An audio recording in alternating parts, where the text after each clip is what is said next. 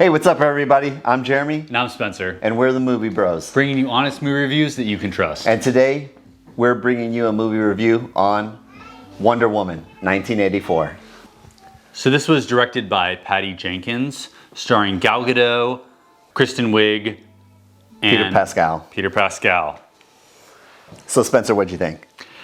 This is an interesting one. So I mean, like all of the movies, when we have a first generation of it, we can't help but compare the second one to it. And I loved the first Wonder Woman. The DC universe, I haven't been as much of a fan of as the Marvel universe, but I felt like Wonder Woman was this kind of like shining light in the DC universe, and I was really excited for the second movie. For me though, it did not live up to expectations. No, I remember when I was younger, you would see the first movie and then you would go see the second movie and you were like, oh, the second movie never lived up to the hype of the first movie, right? Right. And I gotta agree with you. I also this movie did not meet my expectations either.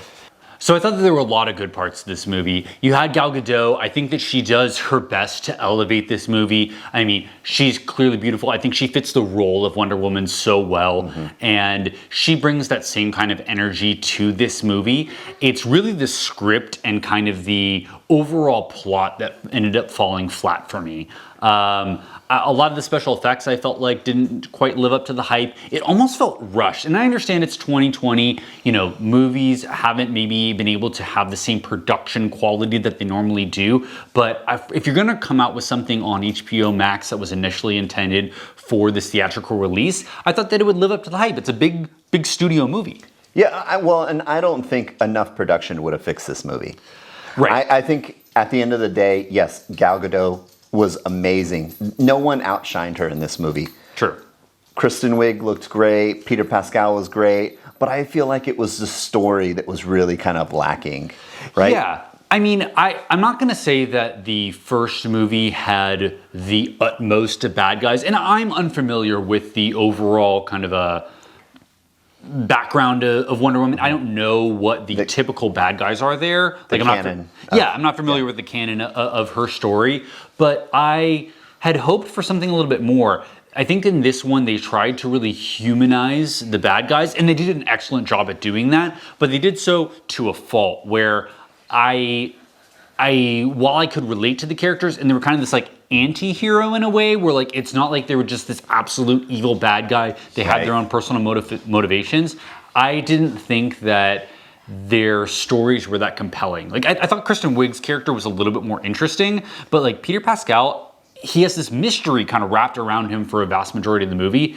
And at the end, when you find out what his motivation is, it's not very interesting. I would say that Kristen Wiig's character was really something we've seen done over and over and over again, right? Okay. She wants to be an apex predator. She wants to be like Gal Gadot. You're right. I feel like I've heard that story time and time again. I think it would have done a lot better if it would just focus on Peter Pascal's character. Sure.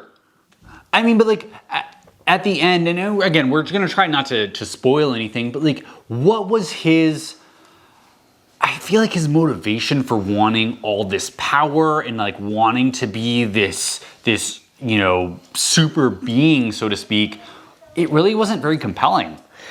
What I will say is I thought the movie started off great. Yes. I was like, oh, I really love the direction of this movie. But then, which is surprising because I usually complain about the first act. True. Usually things open slowly. Yeah.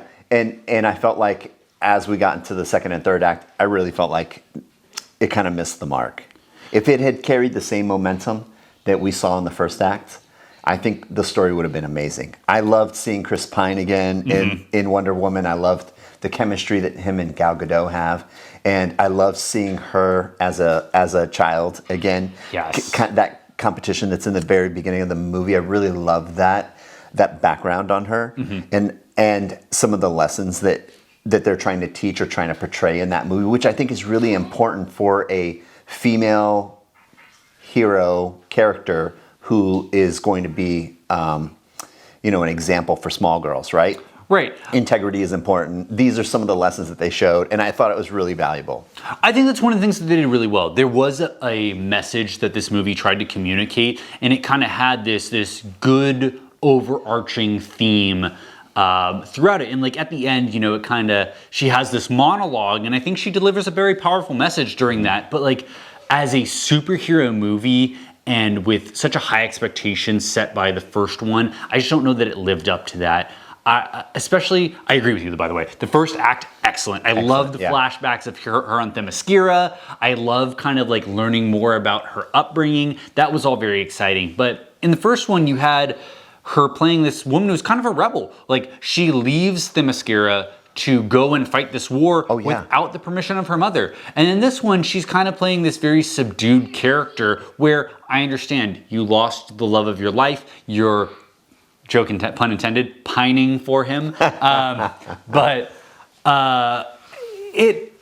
I just felt like her character would be more than that. She would be a stronger person than that, and to put so much of her kind of into this lost love didn't necessarily feel fitting of the character of Wonder Woman for me. Enough said. Yeah, I mean, what? So other than that, I like the Spencer always sees deeper into the movie than I do, but speaking of things that you generally notice that I don't, though, there was one thing that I will comment on that I thought was a travesty. This is Wonder Woman. What year is this? 1984. 1984. Did you hear any 80s soundtracks? No, I didn't. The hell you doing? It's a 1984 movie. You had a golden opportunity to like bring in some like classic 80s music. Zero. I mean, overall, I thought the movie was good. Okay. No, I agree. Right? I thought the movie was very was entertaining. good. But I also, and I talk about this, is that there's a huge gap between good and great. Yes. And the first Wonder Woman was great. Mm-hmm. This was just good. Yeah, I mean, I'll rewatch the film, but like it definitely didn't evoke the same feelings in me as the first film did. No. Yeah, especially there's a few scenes. I thought she gains a new ability in this film. We won't mention it just in case you haven't seen it yet. But I thought the filming of that new ability was relatively corny. Yeah, it reminded me of a 1980s film. Yeah, there you go, yeah. And then there are a few scenes, and I won't name the specific ones, but where you can see some props in one where it maybe should be an actor. And there's also a scene where it's a stunt double, and it's very clearly a stunt double. And it was just like, these weren't things that I was expecting out of a blockbuster film. Mm-hmm. But I mean, we did see it for free on HBO Max.